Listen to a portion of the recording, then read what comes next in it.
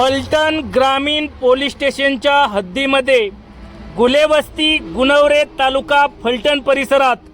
तब्बल 7 किलो 143 ग्राम वजनाची गांजाची झाडे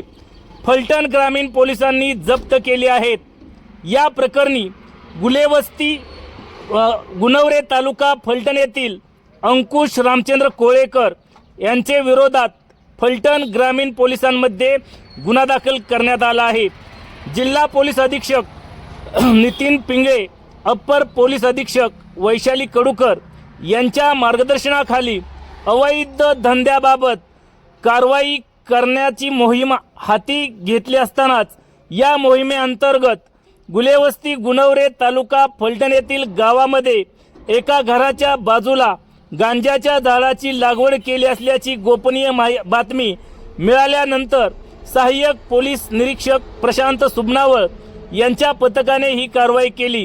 उपविभागीय पोलीस अधिकारी धन्यकुमार गोडसे, पोलीस निरीक्षक राजकुमार भुजबळ यांच्या मार्गदर्शनाखाली सहाय्यक पोलीस निरीक्षक प्रशांत सुबनावळ, शिवानी नागवडे, PSI संतोष मठपती, पोलीस हवालदार शांतीलाल ओंबासे, सागर अभंग, योगेश रणपिसे, तुषार नलवडे, अमोल देशमुख, अविनाश शिंदे आदींनी या कारवाईमध्ये सहभाग घेतला होता।